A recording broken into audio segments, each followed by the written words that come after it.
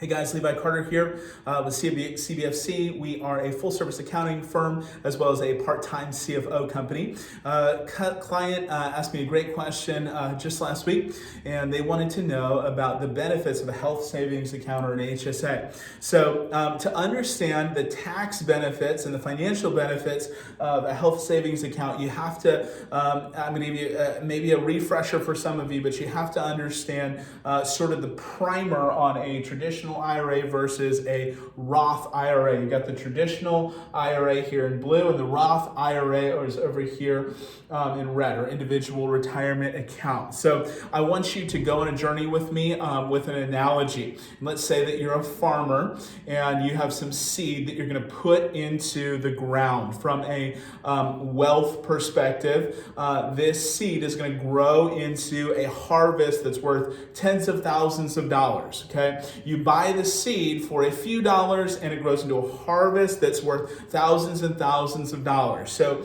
when in both of these retirement vehicles, you get different tax benefits, but here's how it works. With the traditional IRA, when you put this seed money into the ground, that income is not taxable. However, as it grows with compound interest with the market over not just years but decades, it grows into this gigantic harvest. And when you pull that money out in retirement, that money is now taxable at that event. So you get a short-term tax break, but you get a long-term tax hit, okay?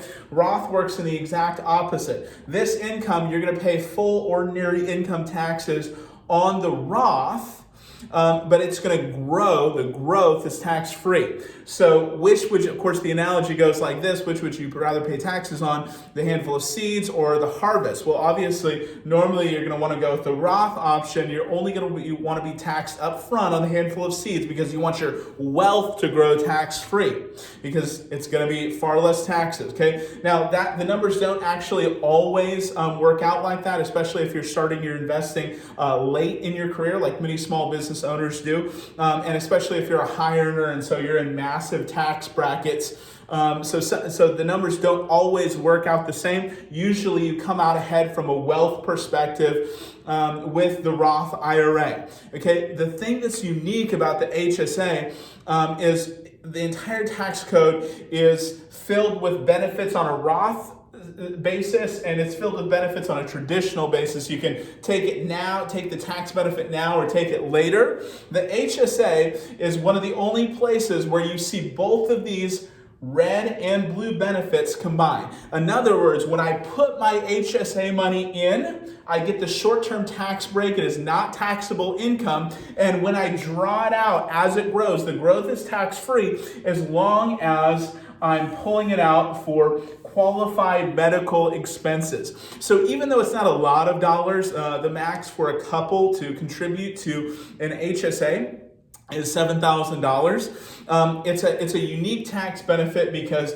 you get to save taxes on it as it goes in, and it grows tax-free as well, as long as you pull it out to pay for qualified medical expenses. There's a ton more that we could go into on HSAs, but I mainly wanted to show you the tax benefit side today. As always, if you're an entrepreneur running a small business under $10 million and you need some help on the financial end, or retirement planning end, or tax planning end, feel free to reach out to CBFC, where we are champions of small business.